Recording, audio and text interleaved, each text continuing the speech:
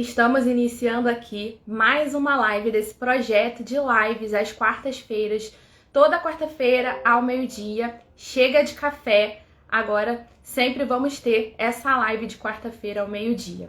Deixa eu ver quem está entrando aqui. Hoje a gente vai receber aqui na live da ABAME a nossa presidente, que já chegou, e uma convidada muito especial para mim. Meu nome é Natália Rosa, vou até me apresentar para quem não me conhece. Eu sou co-líder da Comissão de Notarial e Registral da ABAME e eu convidei uma grande amiga minha, que é registradora civil, para falar sobre um assunto super importante, tá?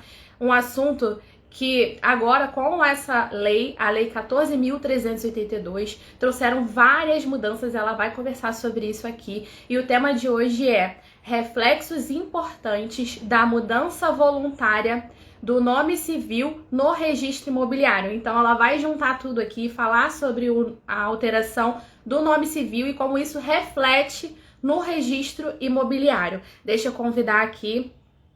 A nossa convidada Giovana Dourado já tá aqui. Vou convidar todo mundo para essa live. Vamos lá. Fazer convite. Prontinho. Já estão todas convidadas. Olá! Oi, tá invertida. Oi, gente, tudo bem? Olá, tudo bem? Vocês? É um grande prazer estar aqui com a BAME, com a doutora Alessandra, a doutora Nath, a doutora Samanta, que eu acredito que vai chegar aqui no momento. Então, até deixa eu adiantar que a doutora Samanta me mandou um mensagem falando que está no trânsito e que ela não queria prejudicar a nossa live com alguma instabilidade na conexão dela. Então, ela vai estar aqui no chat, mediando as conversas com a gente. Ela falou que vai estar aqui, então ela vai estar por aí mandando mensagem aqui. Melina Luna também entrou aqui, está aqui também. Então, se vocês... Conforme for entrando mensagem, tanto a Melina quanto a Samanta estão aqui, elas podem também já ir respondendo ali no chat. Perfeito, Nath. Muito obrigada. Eu gostaria de fazer esse agradecimento aqui à BAME, ressaltar que a atividade de vocês é muito importante para a atuação do advogado, né? Porque ele tenha mais conhecimento, mais proximidade, principalmente os novos advogados, né? Que eles conhecem bastante, então eu gosto de parabenizar pela iniciativa.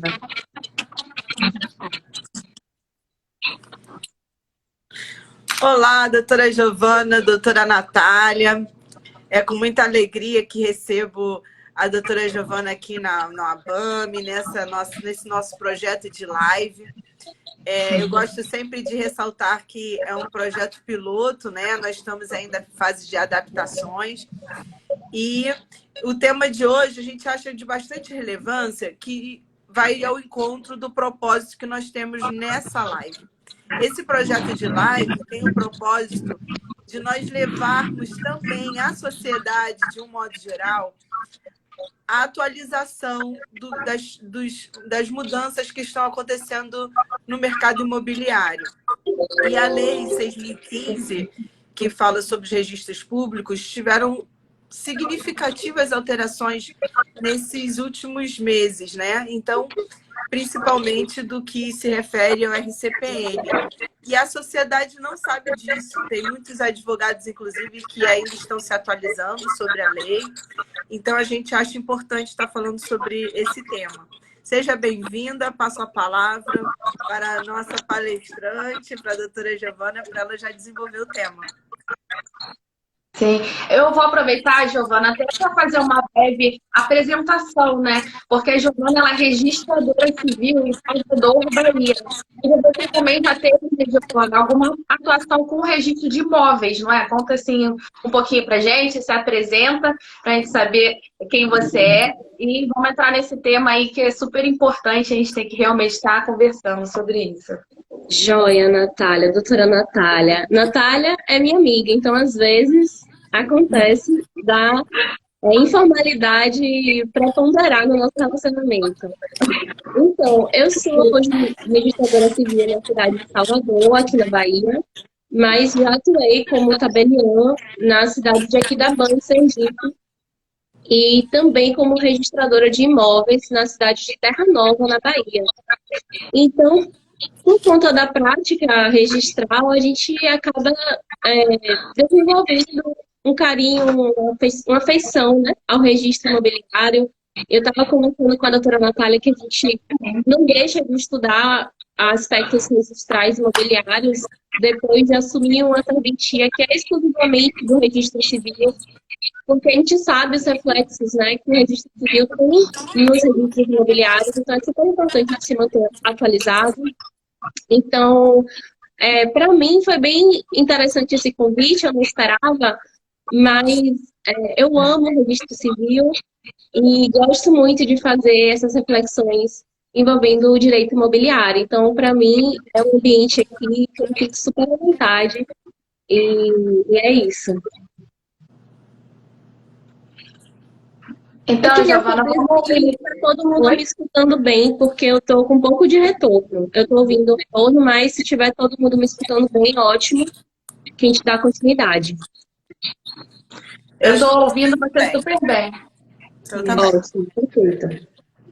Então, pessoal, eu pontuei alguns temas aqui, né, pensando na nova alteração, na alteração da Lei 6.015, e nós estamos falando com a preponderância maior sobre a alteração do nome, né? A lei que saiu agora recentemente, ela autoriza qualquer pessoa a fazer uma alteração de nome a partir dos 18 anos de idade, e com isso a gente vai ter, sim, alguns reflexos.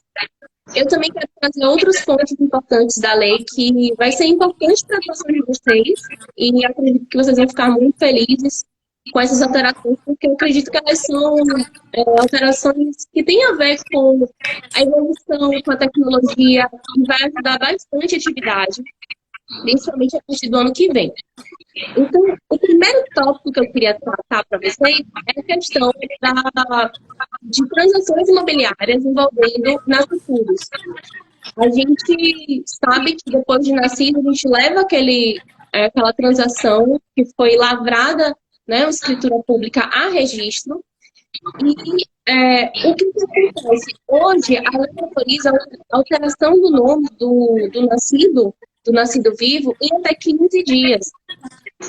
Os pais, né, que não gostaram do nome que foi atribuído à criança, pode ir, né, o pai ou a mãe, ou ambos em conjunto, podem ir lá, informar que não estão de acordo com o nome declarado, e provavelmente foi declarado por um terceiro, que a lei também autoriza que terceiros façam a declaração de nascimento, e aí ele vai poder fazer a alteração.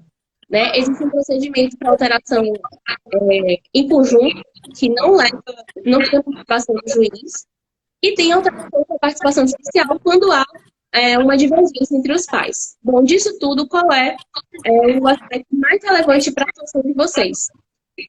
Havendo essa alteração, é necessário que vocês providenciem de imediato a averbação da alteração do nome dessa criança lá no registro imobiliário.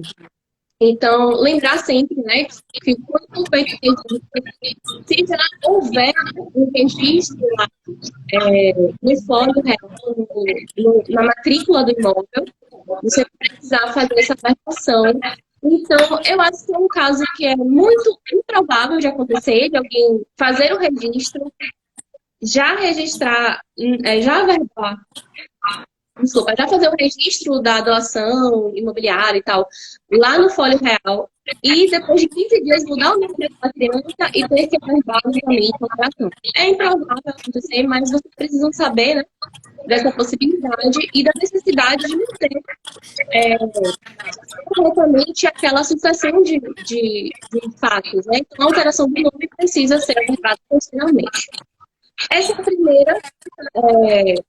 esse primeiro tópico. Giovana, até essa nova questão de alteração do nome do recém-nascido, né? Seria mesmo um recém-nascido.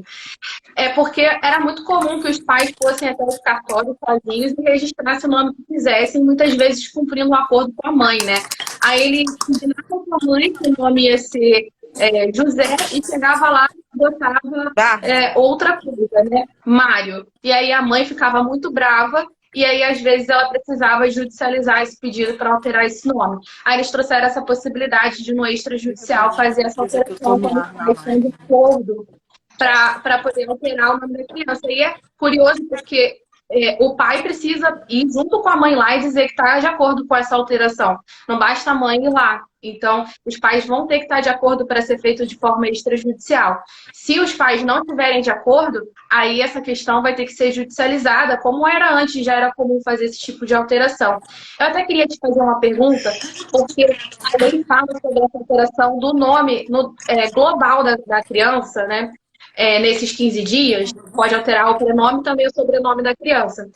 E eu recebi até uma pergunta dessas, como é que agiria se passasse esses 15 dias? Se seria possível alterar esse prenome depois dos 15 dias de forma extrajudicial antes dos 18 anos? Qual é a interpretação lá no seu cartório? Eu queria saber. Eu entendo que é um prazo decadencial, então não tem como fazer a retificação após os 15 dias. Mas essa é uma visão ainda pessoal, não vim debater ainda a doutrina ainda não produziu muita coisa ainda. Então é a forma que eu vejo, não sei se você vê assim também. Eu entendo dessa forma, mas também acho que deram um prazo muito curto para atender. 15 dias é um prazo realmente curto. Então, muitas vezes, aquela criança está com 1 ano, né? Aí a mãe quer fazer essa alteração. A gente sabe como é que o brasileiro deixa tudo para depois. Mas aí, nesse caso, até para alterar o sobrenome dessa criança, incluir o sobrenome da mãe, porque é muito comum também que o pai vá até o cartório, registre só com o sobrenome dele. E aí fica faltando o sobrenome da mãe. Aí acaba que passa os 15 dias, ela quer incluir o sobrenome dela na criança. Aí sabe que dá para fazer a alteração para incluir agora extrajudicialmente o sobrenome da mãe. Mas o entendimento é que precisa ter 18 anos? Essa que é a minha pergunta. Entendi, não. O caso dos primeiros 15 dias realmente vai versar sobre uma divergência entre os pais ou entre os pais e o declarante, tá? As alterações de sobrenome eu entendo que podem ser realizadas, né, desde que configurados os motivos que a lei apresenta. Então, por exemplo, aquela criança é enteada e aquele nome familiar, aquele sobrenome é relevante para aquela família. Então, vai ter uma parte ali na lei de registros públicos que explica a alteração do sobrenome e eu acredito que sim, que é possível fazer. Eu vejo que a alteração do nome de forma imotivada, a partir dos 18 anos, é mais voltada para o prenome e para o sobrenome naquelas hipóteses que, por exemplo, divórcio, né, que é condição de divórcio, então não tem por que mudar o nome da criança por motivo de divórcio. Então é possível mudar aquelas hipóteses que a gente leu lá, que tinha lá naquele artigo. Porque a lei fala pessoalmente na hipótese extrajudicial de alteração de sobrenome. E a minha questão mesmo era se poderia ser representado pelos pais mesmo depois de 15 dias, ou se vocês têm a interpretação de que teria que ser a própria pessoa a partir dos 18 anos. Eu entendo que sim, porque essa lei ela trouxe uma consolidação de algo que já era feito. Então, a alteração de patronímico, ela já era prevista, a alteração de patronímico, a mudança de sobrenome, ela já era prevista em um provimento do CNJ. E, assim, ainda que não seja aplicada essa lei, você pode utilizar, assim, vamos teorizar, né? Se eu não estiver aplicando essa lei, teoricamente eu poderia estar aplicando a alteração de patronímico. Então, entendo que é possível fazer essa alteração, mas eu, obviamente, estou aberta a novas situações, né? Claro. Outra questão importante, vocês estão me ouvindo bem? Sim. Sim, doutora. Que também a lei trouxe uma novidade, que você, no caso, a pessoa poder alterar, incluir o nome do padrasto ou da madrasta que tenha uma criação socioafetiva, né? Então, isso também está previsto, não é isso, doutora Giovana? Correto. Essa previsão, como eu falei, ela é importante porque é uma consolidação de algo que a gente já estava fazendo, né, através do movimento do CNJ. E como um reflexo dessa operação nos nossos registros imobiliários. A gente sabe que existe aquele princípio da especialidade subjetiva, né? E por esse princípio, sempre que houver uma alteração dos sujeitos no fato, na vida, a gente precisa trazer essa alteração para dentro do folho real.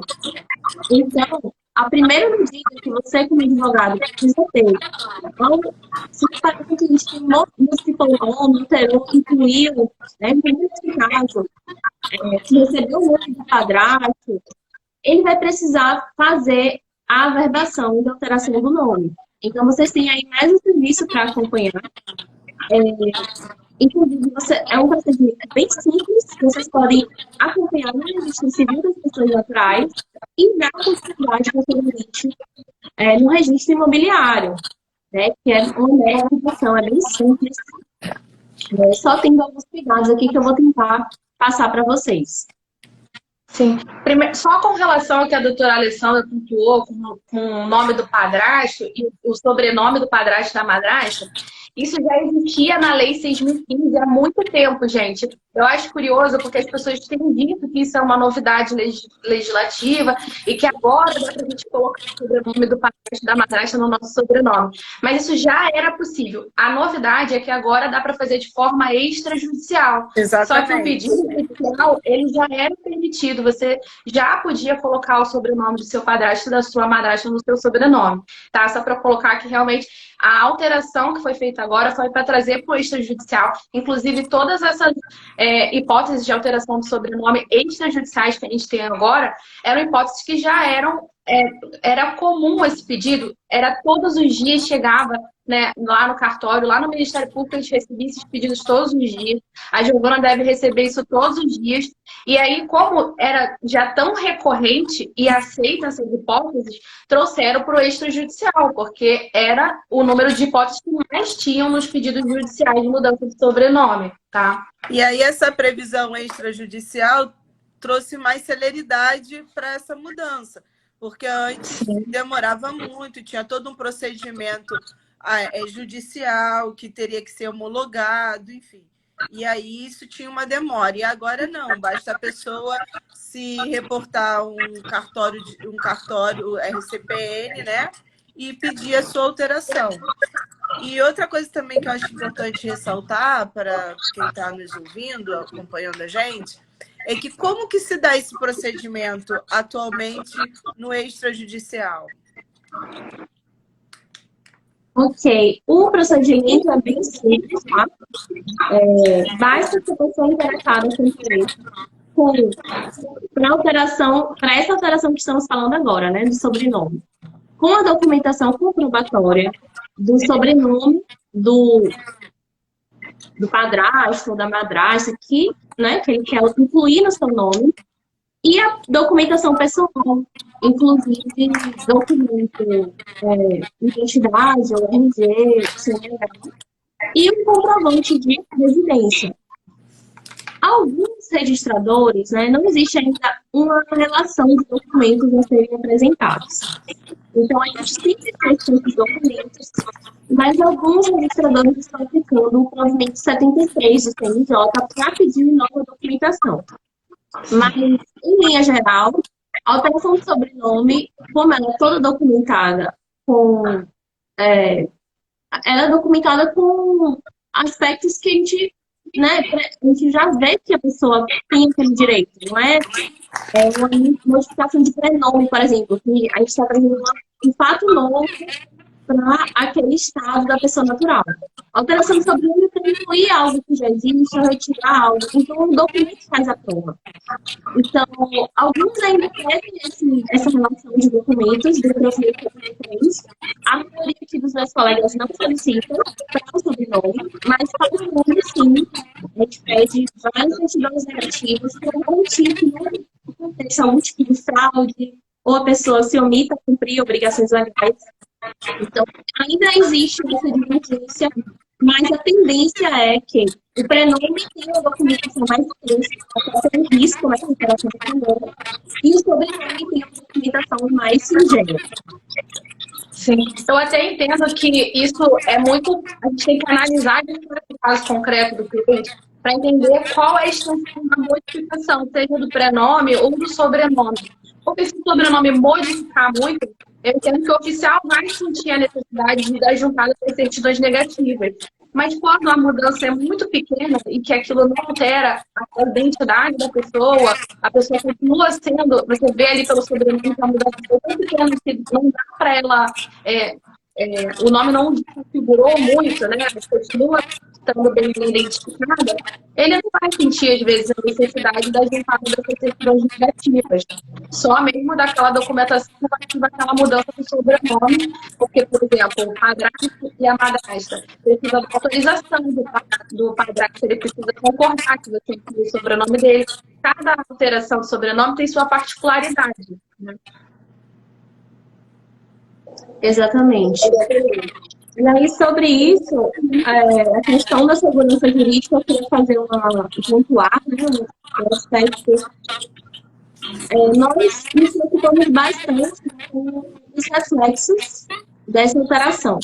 Então, foi muito legal que a lei estipulou que, na vedação, constasse o nome, o CPF, o período anterior, o CPF, o RG daquela pessoa.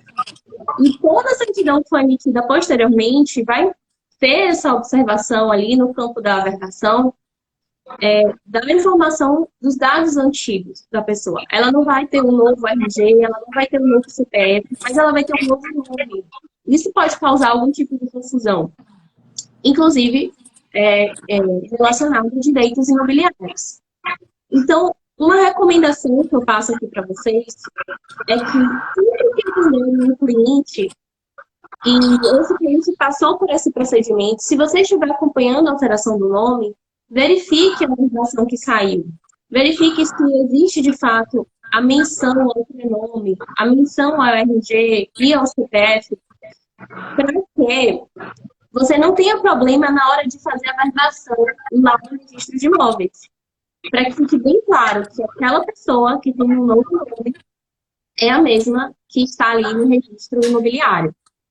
E fica também um alerta, né, que eu entendo que algumas pessoas não estão muito conectadas com o registro civil das pessoas naturais, pela própria prática, né, de trabalho imobiliário.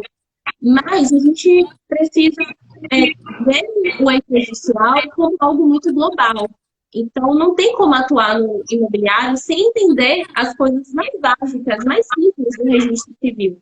Eu recomendo que vocês, sempre que se prepararem para o instituto, dêem uma lidinha na legislação, conheçam um pouco a doutrina, incluam na agenda de vocês, uma vez por semana, uma leitura de um tema diferente do que vocês estão acostumados, para vocês darem uma assessoria melhor para os clientes de vocês. Porque algo como essa alteração legislativa é muito recente, pode ter reflexos importantes, e aí, confiando às vezes no administrador, confiando nos links, você não se atenta para alguma opção.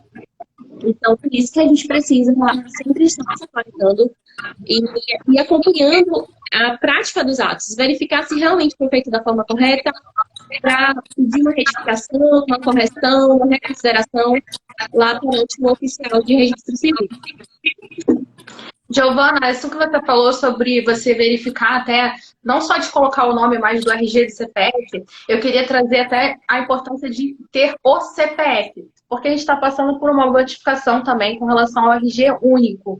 Já está sendo emitido, alguns estados já começaram a emitir esse documento, que esse RG único, ele agora vai identificar a gente pelo número único do CPF, não vai ter nem mais o RG como a gente conhecia antes. Em 10 anos, todo mundo já vai ter esse RG único em mãos, que é o número do nosso CPF.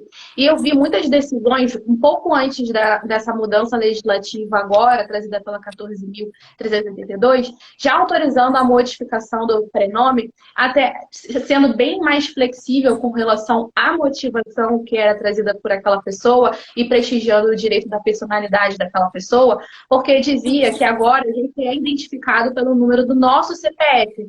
Então, por mais que tenha uma alteração completa do nosso nome, o nosso CPF ele não muda. Então, é importante que você veja ali que o número do CPF daquela pessoa está identificado para a gente conseguir comprovar que aquela pessoa com um nome completamente diferente é a mesma que estava nos atos anteriores lá no registro de imóveis, tá?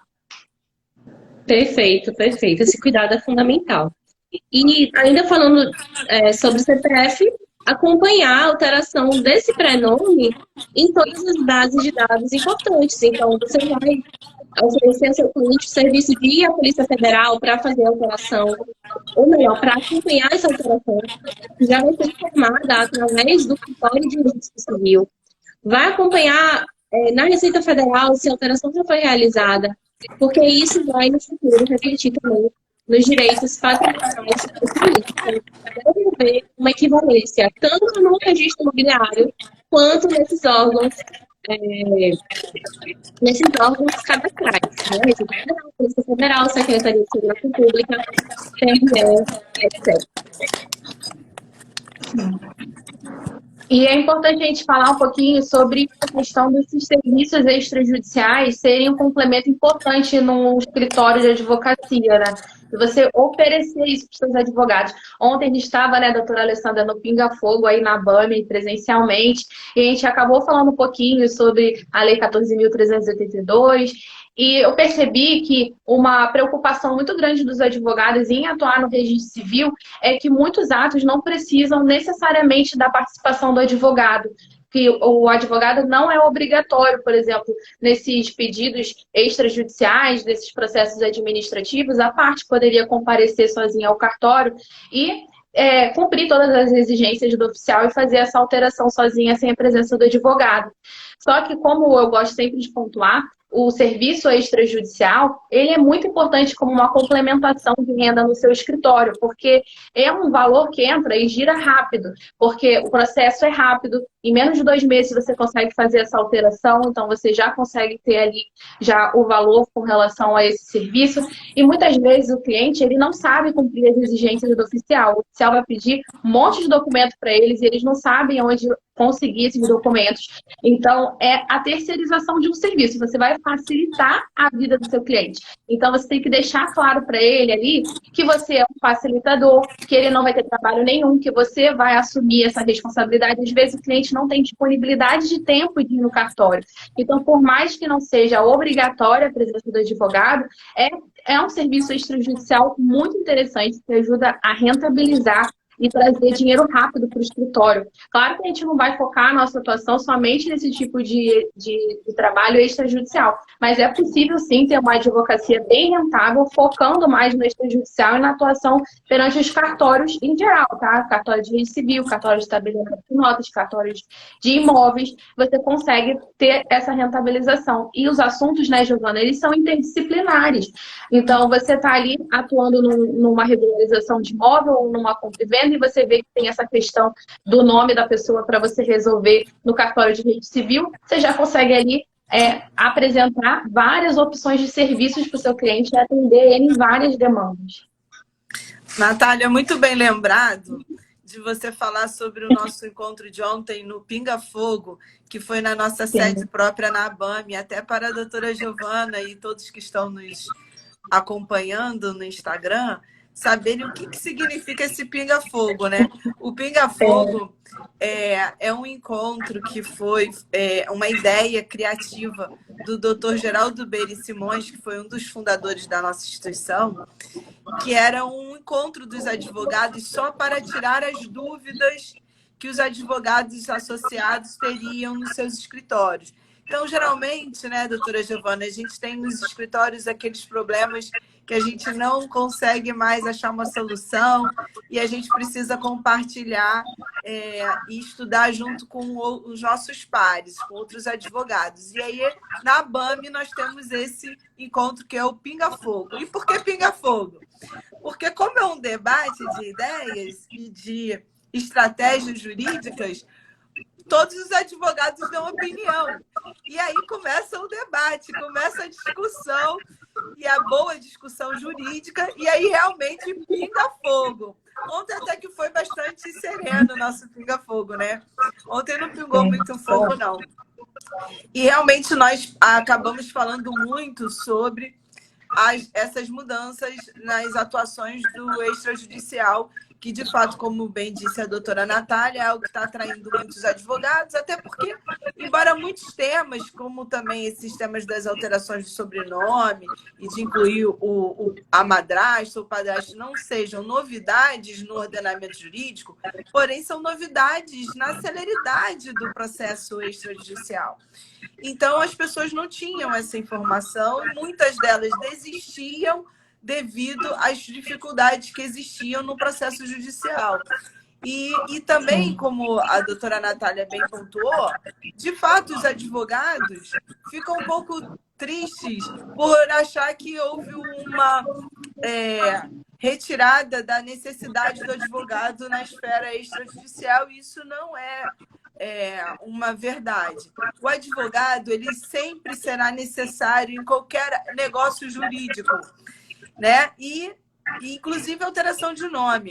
Isso se dá até quando há o casamento, que também acho importante a gente estar ressaltando aqui para as pessoas, que quando você faz alteração de nome, quando você faz o casamento, a doutora Natália falou muito bem isso, que você tem necessidade de alterar todos os seus documentos. Não basta apenas, você tem que alterar sua carteira de identidade, CNH, você tem que alterar todos os documentos que forem necessários junto à Receita Federal, você tem que informar, não é isso? E aí a gente teria uma lista aí de órgãos públicos e mudanças que teriam que ser feitas. Bom, a mesma coisa quando você faz a alteração no seu assentamento de nascimento, né?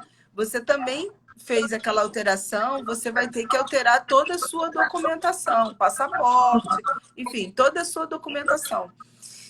E é isso. E o nosso pinga-fogo foi ontem. Acabou que a gente transita no pinga-fogo sobre todos os temas jurídicos. A gente não sabe qual vai ser a pergunta que vai vir, qual vai ser a dúvida que vai vir, né?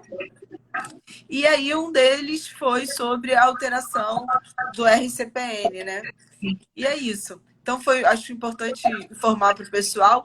E a gente pode também promover um pinga-fogo na live, para que a sociedade possa também compartilhar das suas dúvidas relacionadas ao mercado imobiliário, colocar aqui as perguntas para a gente poder estar respondendo, né?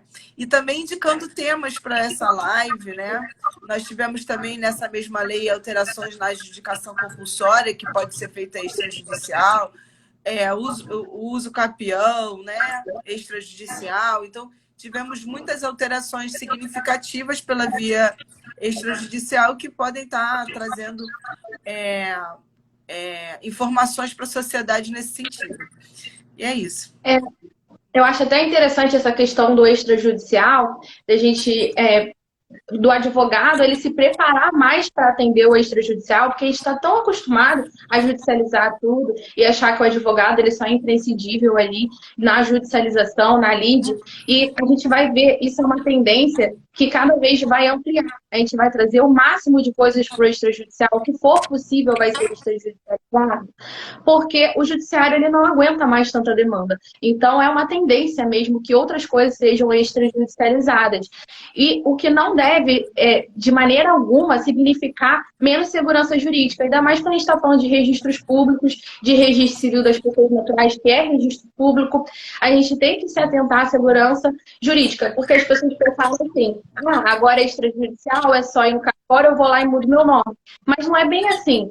A Giovana, que é registradora civil, ela vai se atentar a tudo que era visto antes, quando era judicializado, agora vai ser feito por ela, que é oficial de registro civil. O que foi tirado daqui desse procedimento foi a participação do juiz. Então, o juiz não vai mais precisar falar nisso, porque ele viu que o oficial, que ele faz um concurso, ele é gestor daquele cartório, ele tem aptidão para resolver isso ali, sem precisar mandar para o juiz.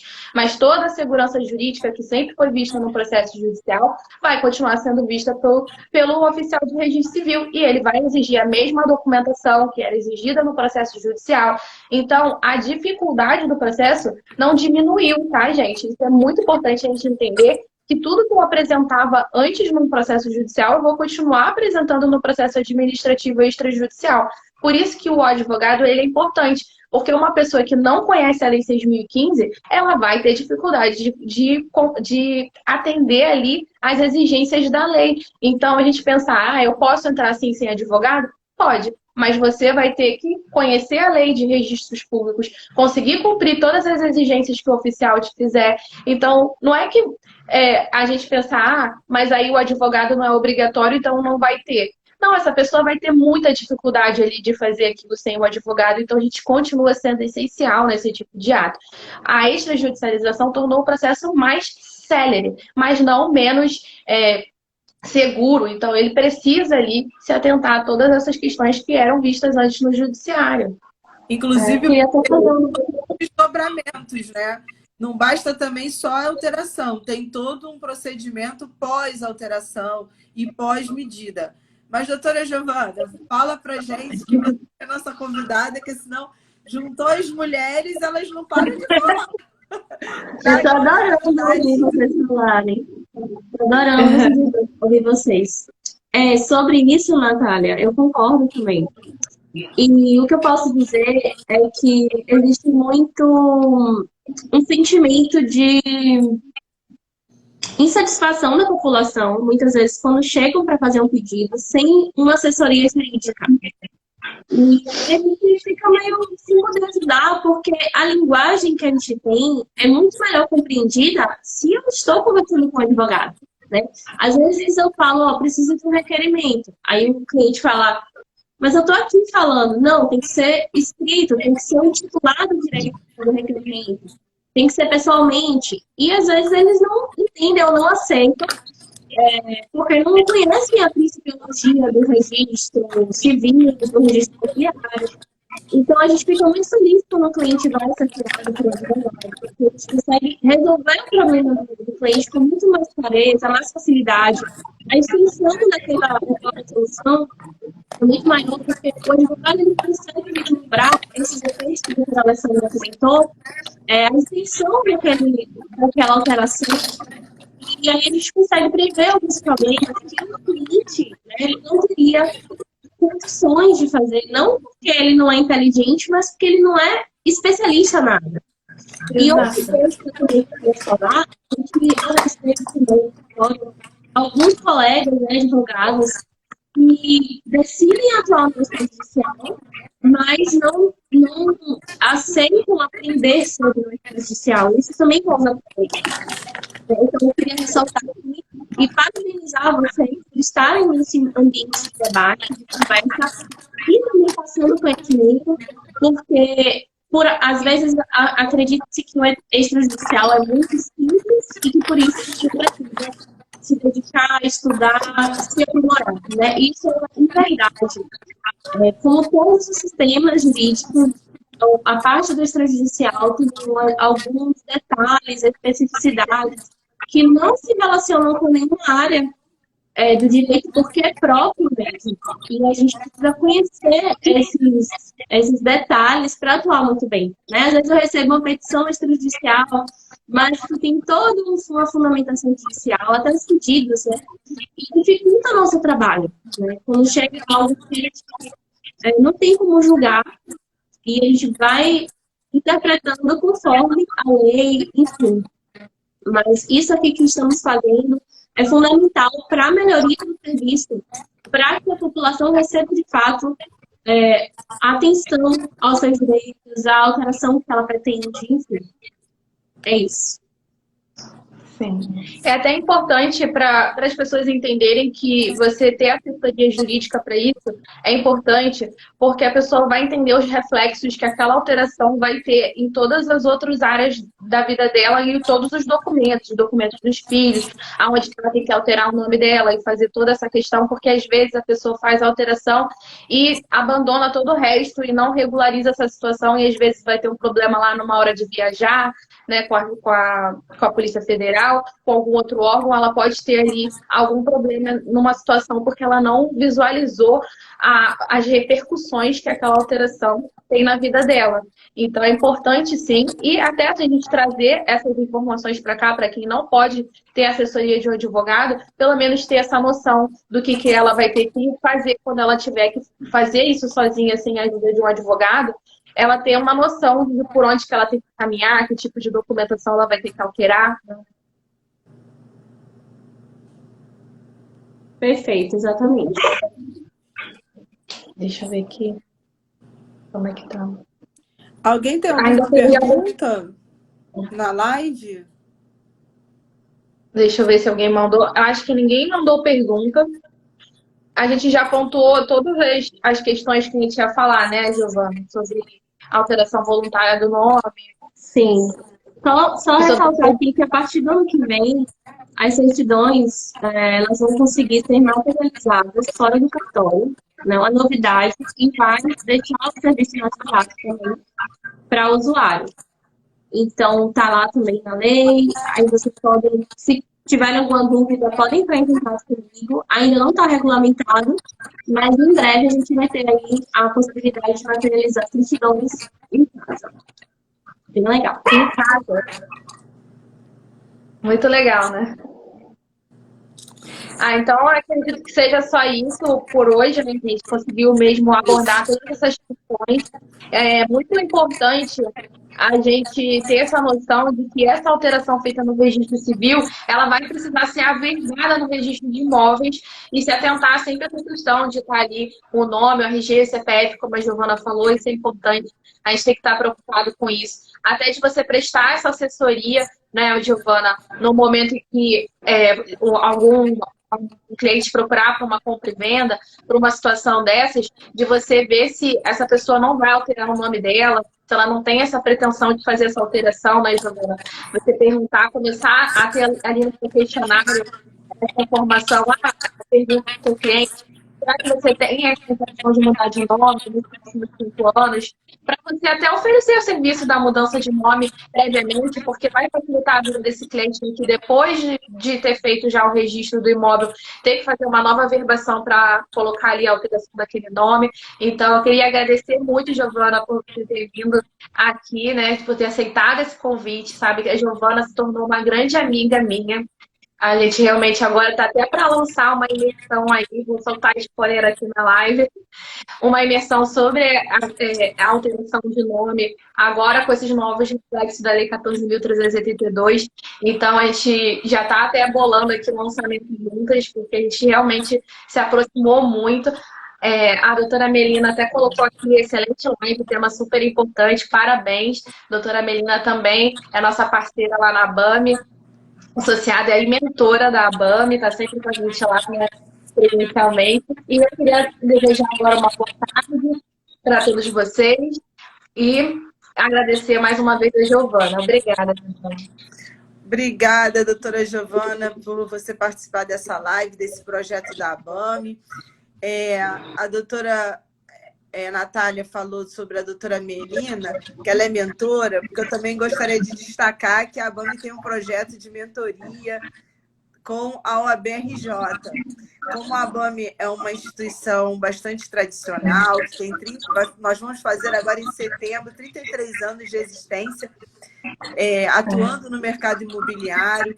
Foi da ABAME que o nosso patrono, Silvio Capanema de Souza, com mais Pedro Cantizano, fizeram parte do anteprojeto de lei da Lei do Inquilinato. Então, a ABAME é uma instituição que atua também nas mudanças do legislativo, instruindo ao legislativo com as necessidades e vicissitudes da sociedade, porque o advogado é que é o intermediário disso, né?